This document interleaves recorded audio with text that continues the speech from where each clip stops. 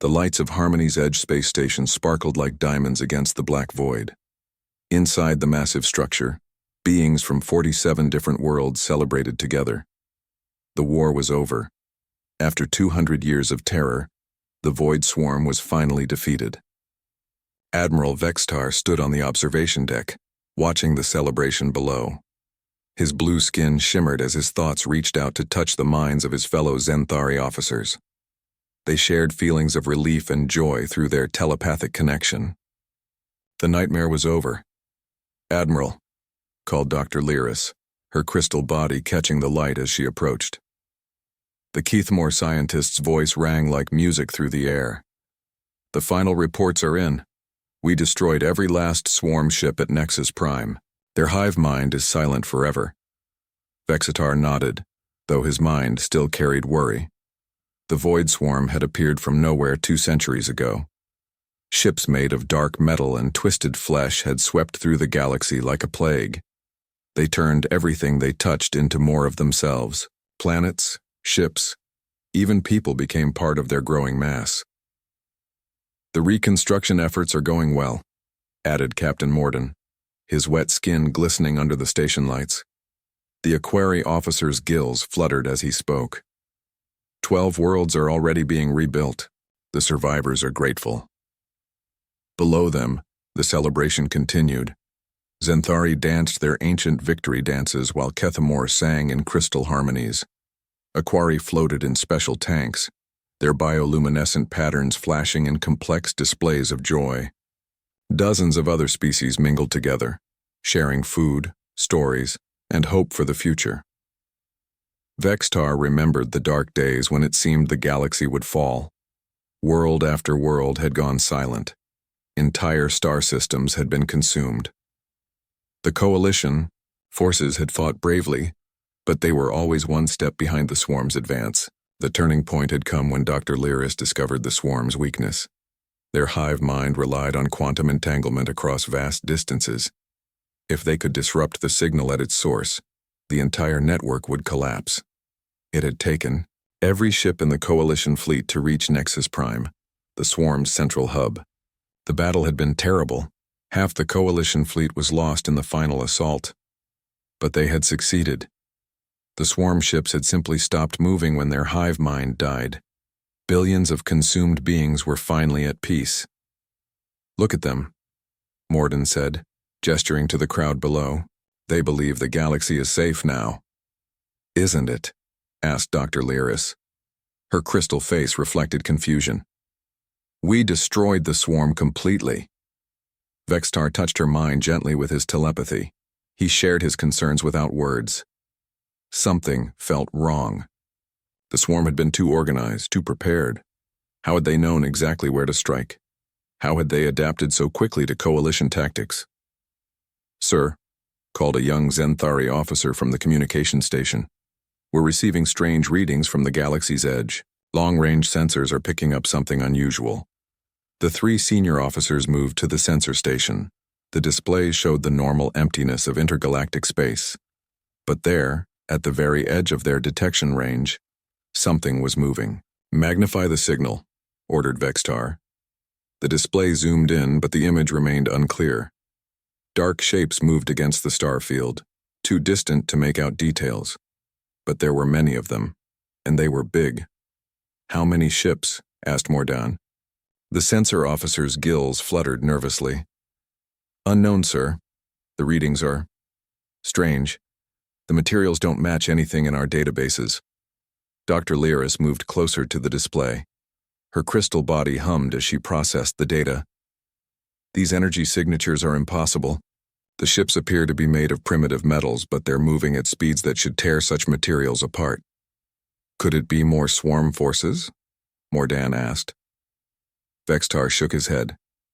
"The energy patterns are wrong. This is something else entirely."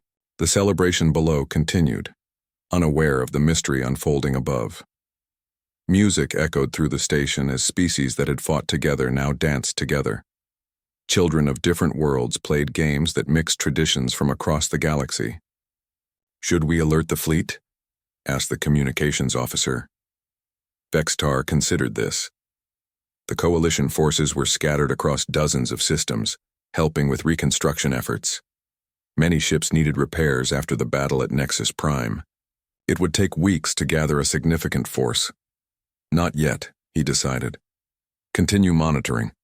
Try to establish communication with the approaching ships. Dr. Lyris was studying the sensor data more closely. Admiral, look at these life sign readings. The ships are filled with organic beings, but they show no cybernetic enhancements at all. No neural implants, no genetic modifications, no psionic amplifiers. That's impossible, said Mordan. No species can survive deep space travel without technological integration. Perhaps they're refugees, suggested the communications officer. Maybe they're fleeing their own version of the Void Swarm. The thought sent chills through Vextar's mind. He had shared his telepathic senses with other coalition leaders during the war. They had all felt the same thing. The swarm they fought was incomplete somehow, as if it was only part of something much larger. Keep trying to contact them, he ordered, and prepare a welcome committee. If they are refugees, they'll need our help. Hours passed.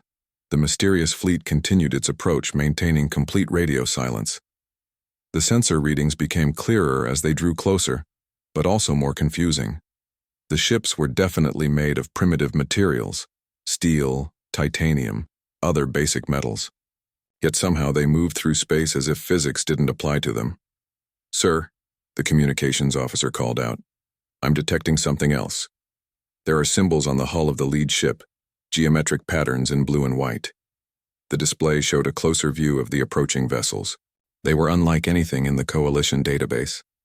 Angular, aggressive designs with weapon systems that looked crude but effective. And painted on their hulls was a strange symbol, a blue and white sphere with green and brown patches. What kind of world would that represent? Wondered Doctor. Lyris.Vextar studied the image. The sphere looked like a planet, but the colors were wrong. Most worlds were either gas giants with swirling clouds or rocky planets with uniform surfaces. This looked like a world with vast oceans and continents. Perhaps it's artistic, suggested Morden. Some species use stylized representations of their homeworld. Below them, the celebration was winding down. Species were returning to their quarters or preparing for the journey back to their home systems. The galaxy felt safe again, but Vextar knew that feeling might not last much longer. The unknown fleet was less than a day away now. Soon, they would have answers. He only hoped those answers wouldn't bring new problems to a galaxy that had just finished solving its greatest crisis. As he watched the mysterious ships approach, Vextar couldn't shake the feeling that everything was about to change. The galaxy had celebrated victory too soon. Something new was coming, and they had no idea what it might bring. The unknown fleet had been silent for 18 hours. Every attempt at communication met with nothing but empty space. Admiral Vextar stood in the command center of Harmony's Edge, watching the approaching vessels with growing concern.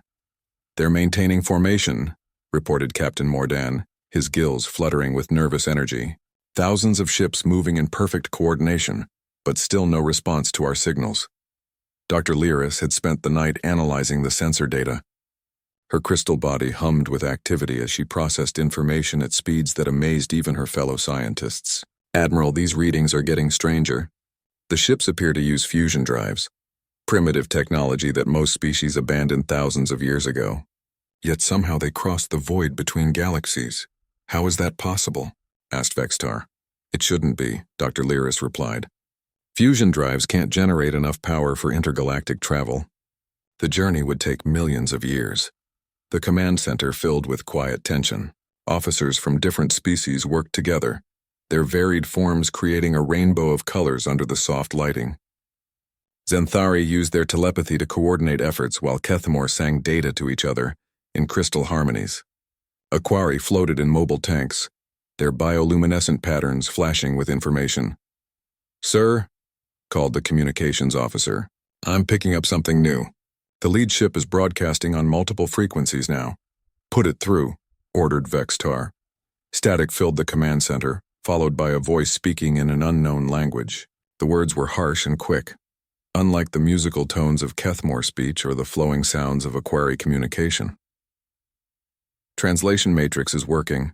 reported Dr. Lyris. Give me a moment to process the linguistic patterns. The voice continued speaking, and slowly the universal translator began making sense of the words. Colonial Defense Force requesting permission to enter Coalition space.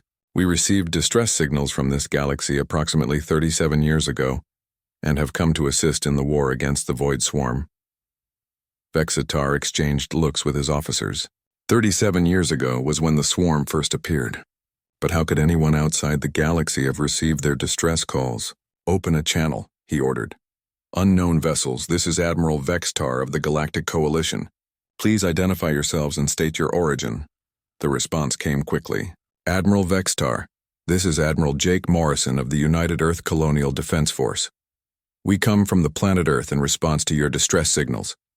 Permission to approach for diplomatic contact? Earth. The name meant nothing to Vexitar. He reached out with his telepathy to touch the minds of other Zenthari in the command center. None of them had heard of this world either. Dr. Lyris searched the galactic databases. Look for any record of a planet called Earth. The crystal scientist's body flickered with light as she accessed vast stores of information. Minutes passed before she spoke. Nothing, Admiral.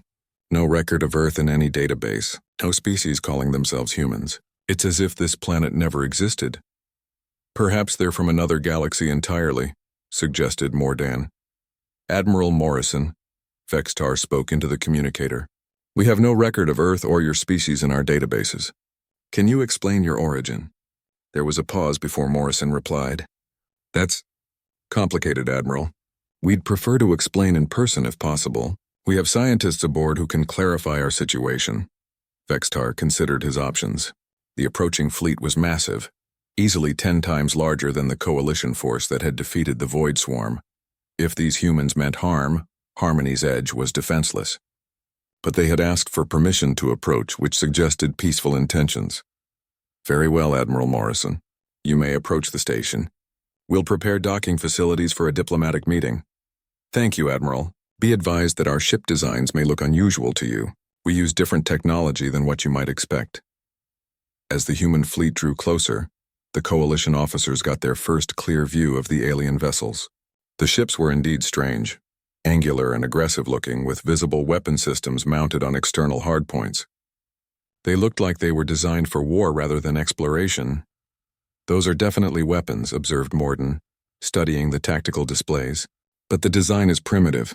Kinetic projectile systems and what appears to be fusion warheads. Fusion warheads? Dr. Lyris sounded shocked. Nuclear weapons? But those are crude, destructive without precision. Vexitar felt uneasy. Most coalition weapons used energy beams or plasma charges, clean, efficient tools that could disable rather than destroy. Nuclear weapons were blunt instruments that killed everything in a wide area. The lead human ship approached Harmony's Edge slowly. It was enormous, larger than most coalition battleships but built like a fortress. Thick armor plating covered every surface and weapon turrets pointed in all directions. This was not a ship built for peace. Docking procedures complete, reported the station controller. The human delegation is ready to board. Vexitar straightened his uniform and checked his translator settings. Dr. Lyris, Captain Morden, you're with me. Let's meet our mysterious visitors.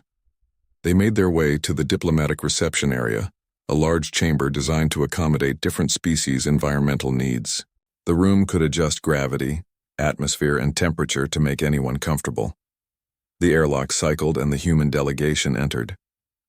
Vexitar had seen many alien species during his career, but these humans were unlike anything he had encountered.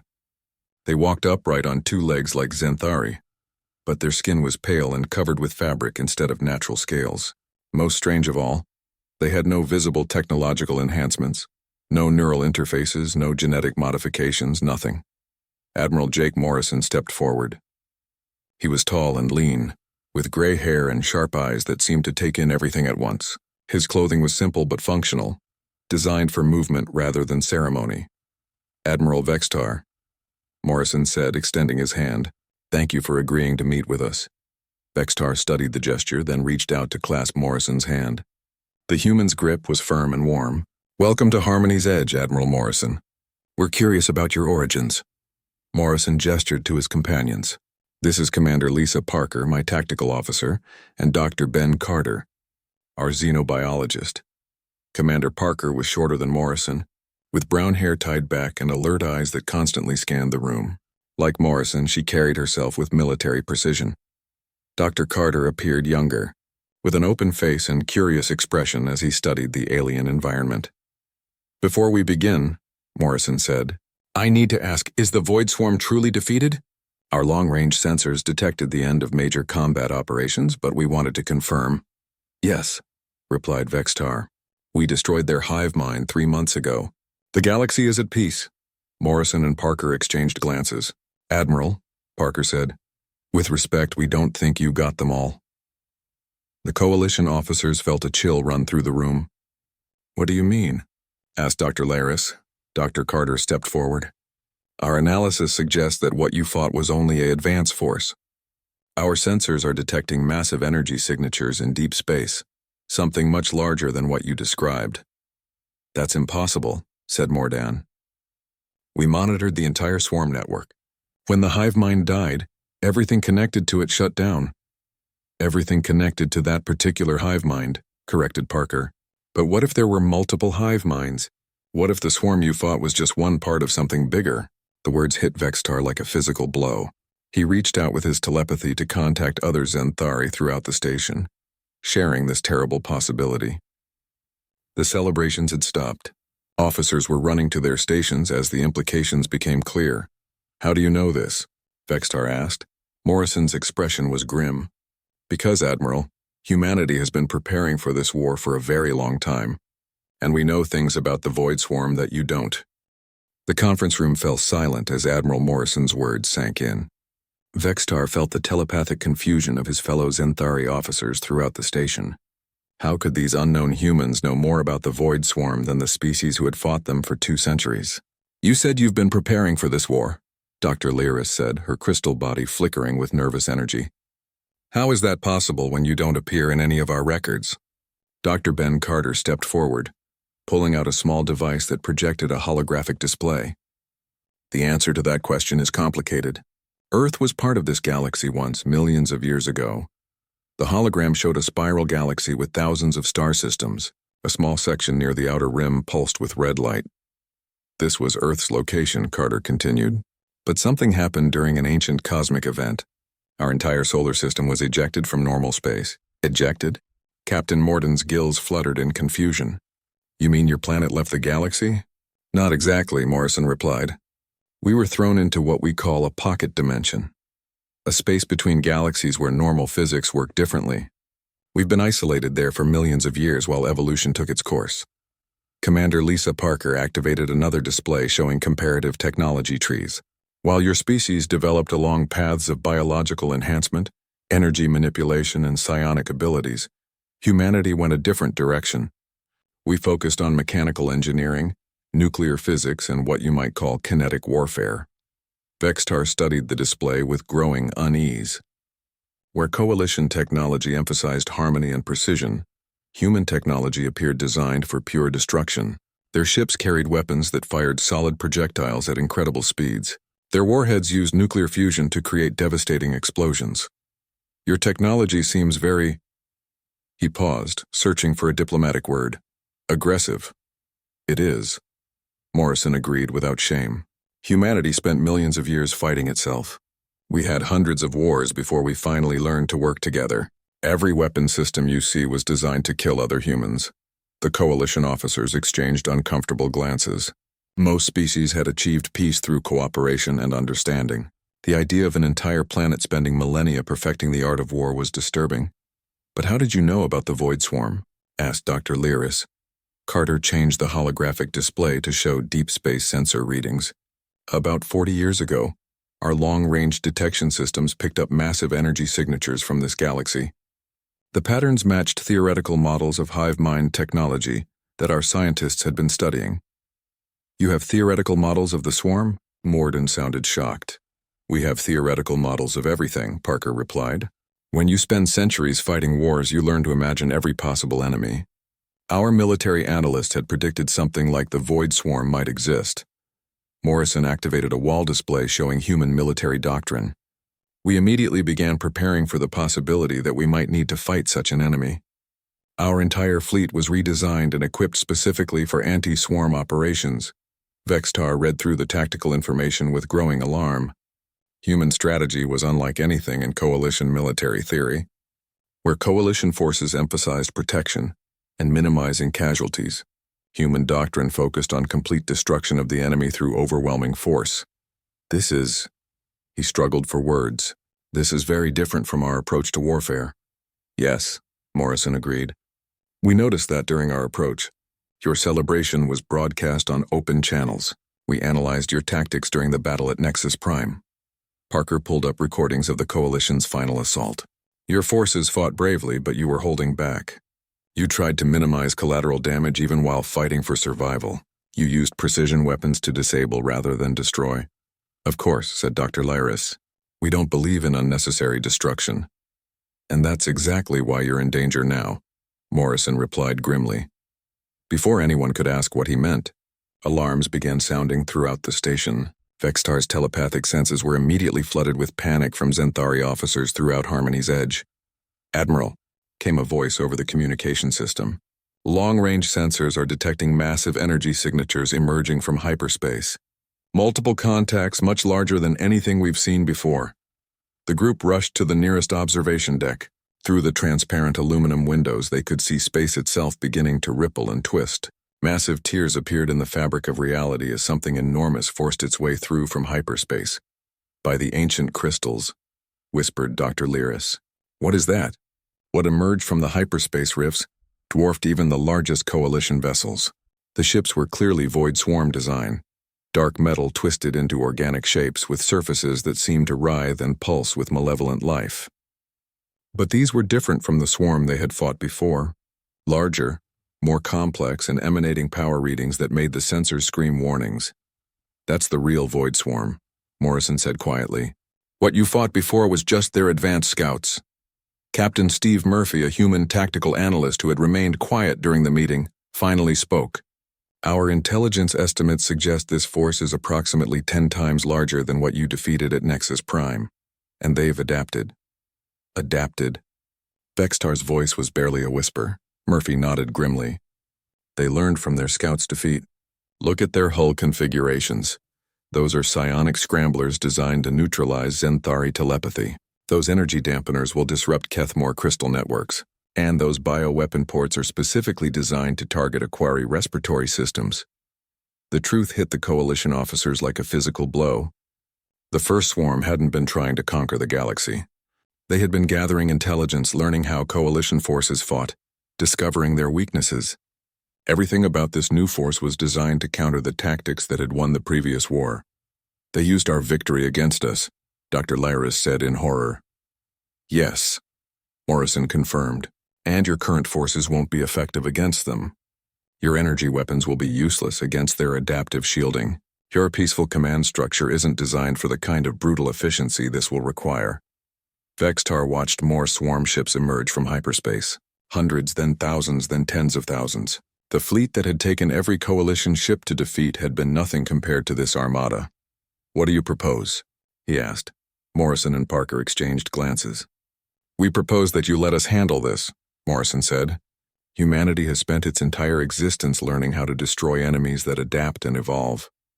This is what we were made for. Lieutenant Amy Rodriguez, a human communications officer, was already working with the station's systems. Admiral Morrison, I'm detecting Coalition fleet movements throughout the galaxy. They're trying to form defensive positions. Too little, too late, Parker observed. Their ships can't reach effective positions before the swarm begins its attack. Through the observation windows, they watched as the Void Swarm fleet completed its emergence.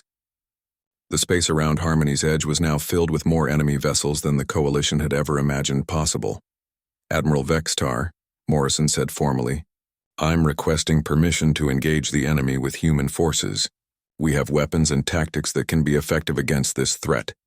Vextar looked at the approaching swarm, then at the humans who claimed they could fight them. Everything in his peaceful nature rebelled against the idea of letting these aggressive aliens take charge. But as he felt the terror of his telepathic officers throughout the station, he realized they had no choice. Permission granted. he said quietly. Morrison activated his communication device. All human vessels, this is Admiral Morrison. The galaxy is under attack by forces we came here to fight. All ships are to engage immediately with full tactical doctrine. Show them what real warfare looks like. As the words left his mouth, the human fleet began moving toward the void swarm with deadly purpose. The coalition fleet that Admiral Vexistar desperately tried to assemble was scattered across dozens of star systems. Most ships were still damaged from the battle at Nexus Prime, their crews celebrating what they thought was permanent victory. The response was confused and slow as commanders struggled to understand the new threat. "Sir," reported the communications officer on Harmony's edge, his voice tight with fear, "Coalition forces are reporting massive casualties. The swarm is using weapons we've never seen before." Through the tactical displays, Vextar watched his worst fears come true. Zenthari ships found their telepathic coordination disrupted by psionic scramblers, leaving crews isolated and confused. Kethmore vessels discovered their crystal-based systems corrupted by viral programs that turned their own technology against them. Aquari ships suffocated as bioweapons specifically designed to target their respiratory systems filled their hulls with toxic gas. "They studied us," Dr. Lyris said in horror, her crystal body flickering with distress. "Every weakness, every vulnerability. They turned our own victory into intelligence about how to destroy us." Captain Mordan floated in his emergency tank, gills working frantically as he processed the incoming reports. 12 worlds have already gone dark. The swarm isn't just attacking military targets, they're systematically destroying everything. But even as coalition forces fell back in disorder, something else was happening. The human fleet had moved into position with military precision that made coalition tactics look clumsy by comparison. Admiral Morrison stood in the command center, calmly giving orders as if massive space battles were routine. "Lieutenant Rodriguez, signal all human vessels to begin pattern Delta," Morrison commanded. "Target the swarm coordination nodes first." Amy Rodriguez worked with efficient speed, translating Morrison's orders into tactical commands. "All ships report ready, Admiral. Beginning attack run." What happened next shocked every coalition officer watching. Human fighters, small and fast compared to coalition vessels, swept through swarm formations like metal wasps. Instead of the careful energy weapons that coalition forces preferred, the humans used simple kinetic projectiles. Chunks of metal fired at incredible speeds. The results were devastating. Swarm shields designed to absorb and redirect energy beams were useless against solid projectiles. Human railguns punched straight through adaptive armor as if it wasn't there. Nuclear warheads detonated in brilliant flashes, vaporizing swarm vessels that could regenerate from energy damage. "How are they doing that?" Captain Mordan asked in amazement. Captain Steve Murphy, who had been quietly analyzing the battle, looked up from his tactical display. The swarm adapted to fight coalition technology, energy weapons, plasma charges, directed particle beams. But they never encountered kinetic weapons or nuclear explosives. Commander Lisa Parker was coordinating the human attack with cold efficiency. Human fighters are reporting successful penetration of swarm defensive lines. Enemy adaptation protocols are having no effect on kinetic impact weapons.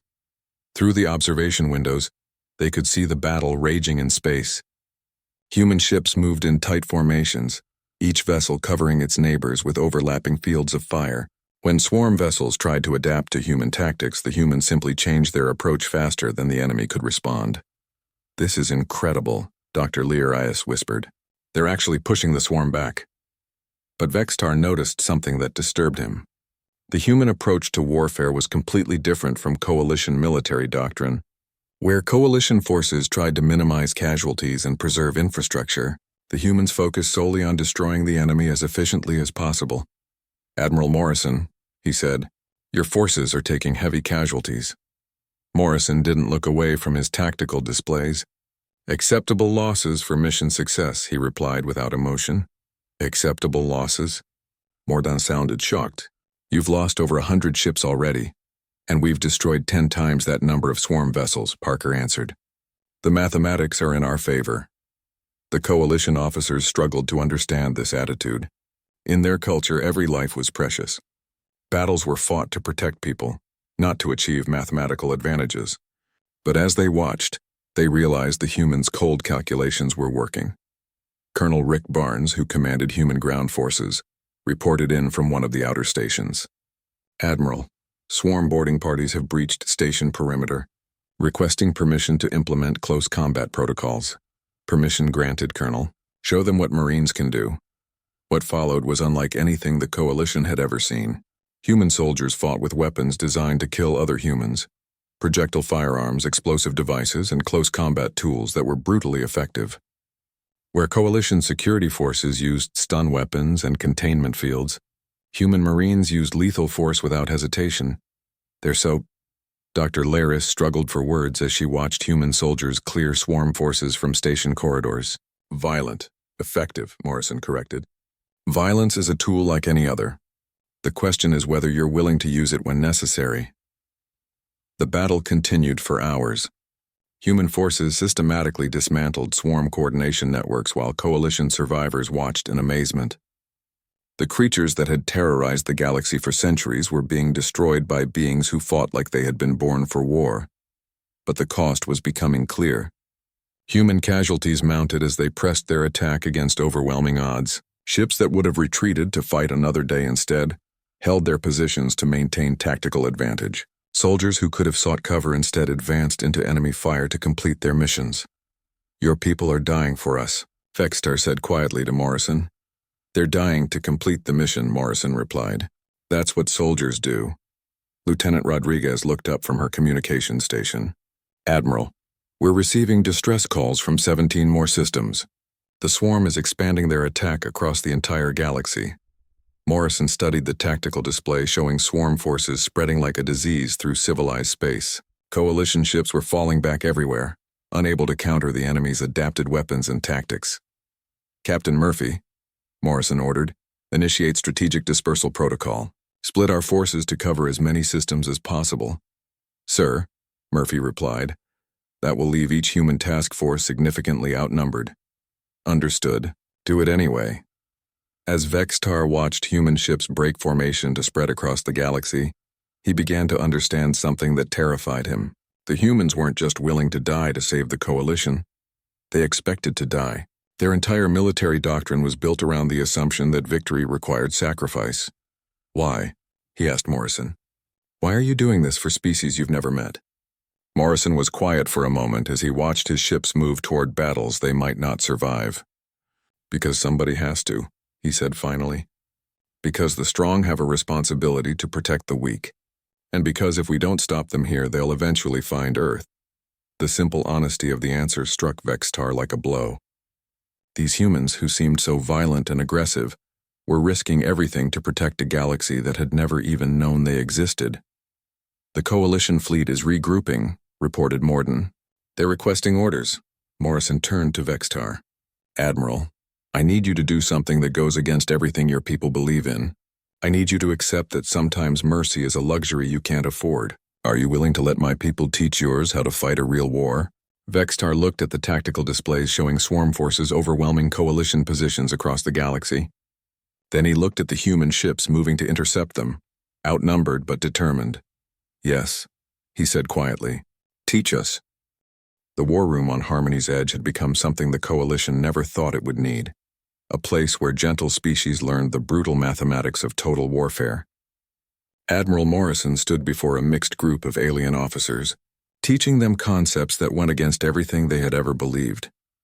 "Forget everything you know about honorable combat," Morrison said, his voice carrying the weight of centuries of human conflict. "The Void Swarm doesn't understand honor. They understand only consumption and growth. You have to think like predators, not shepherds." Admiral Vextar watched his fellow Coalition officers struggle with human tactical doctrine. Centauri commanders used to telepathic coordination and careful planning learned about rapid assault tactics that left no time for thought. Kethmore strategists, who preferred elegant solutions to complex problems, studied the crude effectiveness of overwhelming firepower. "But surely we can minimize civilian casualties," protested Commander Silthan, an Aquari officer whose gills fluttered with distress. "These tactics will destroy entire star systems." Captain Steve Murphy pulled up a holographic display showing swarm expansion patterns. "Commander, look at these projections. If we don't stop them now with everything we have, there won't be any civilians left to save." The display showed the terrible truth. Swarm forces were spreading faster than coalition ships could respond. Every day of delay meant billions more lives consumed by the hive mind. 12 systems had already fallen silent, their populations converted into swarm biomass. The enemy is using our mercy against us, Murphy continued. They're deliberately targeting evacuation routes because they know we'll divert forces to protect refugees. Every time we choose to save a few, we lose the chance to save many more. Dr. Lyris's crystal body dimmed with sadness. This is not how civilized beings should fight. No, agreed Morrison. It's how species fight when civilization itself is at stake. Sometimes the choice isn't between right and wrong. It's between terrible and extinction. Colonel Rick Barnes entered the war room, his armor scarred from recent ground combat. Admiral, the joint training exercises are complete. Coalition forces are learning human combat techniques, but they're struggling with the psychological aspects. Morrison nodded. Show them. Barnes activated a combat recording showing human and coalition forces fighting together against swarm boarding parties. The difference in approach was stark. Coalition soldiers still tried to stun and contain enemies, while human Marines killed without hesitation. Your people are trying to fight a war while preserving their souls, Barnes observed. Admirable, but it gets you killed. Sometimes you have to accept that your soul is an acceptable price for victory. Lieutenant Amy Rodriguez looked up from her communications station. Admiral, long-range sensors are detecting the main swarm force approaching the galactic core. They're heading for the ancient network. The room fell silent. Every species in the coalition knew about the core network, an ancient system of quantum relays that connected every major star system in the galaxy. If the swarm gained control of it, they could coordinate simultaneous attacks on every inhabited world. How long do we have? Asked Vextar. 18 hours, Rodriguez replied. Maybe less. Morrison studied the tactical display with cold calculation. Captain Murphy, what's our force strength? Combined human and coalition forces total approximately 8,000 ships, Murphy reported. Intelligence estimates suggest the swarm has committed over 50,000 vessels to the core assault. The numbers hit the coalition officers like a physical blow. Even with human weapons and tactics, they were outnumbered more than 6-1. It's impossible, whispered Dr. Lyris. We can't win against those odds. Winning isn't the objective, Morrison replied calmly. Stopping them is. Murphy, show them Plan Omega. The tactical display changed to show a schematic of the galactic core region. Human and coalition ship positions were marked in blue, while swarm forces appeared as a massive red wave converging on the ancient network. The only way to stop them from accessing the network is to destroy it completely, Murphy explained. That requires coordinated nuclear strikes on the quantum relay stations themselves. Captain Mordan's gills fluttered in shock. But destroying the network would cut off faster than light communication for the entire galaxy. It would take centuries to rebuild. Better than having no galaxy left to communicate in, Barnes pointed out grimly. Morrison activated his command interface. All ships, this is Admiral Morrison. We are implementing Plan Omega. All forces will converge on the galactic core for final engagement with swarm forces. As human and coalition ships began moving toward their final battle, Morrison turned to address the alien officers directly. I want you all to understand something. Most of us won't survive this engagement. The mathematics are clear, but if we succeed, the galaxy lives. If we fail, everything dies. Vextar felt the telepathic presence of his fellow Xanthari throughout the fleet. They shared his fear, but also his determination. Admiral Morrison, the coalition fleet will follow your lead. The journey to the galactic core took 12 hours.